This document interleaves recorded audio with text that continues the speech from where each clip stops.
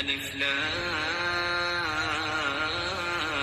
را تلك آيات الكتاب وقرآن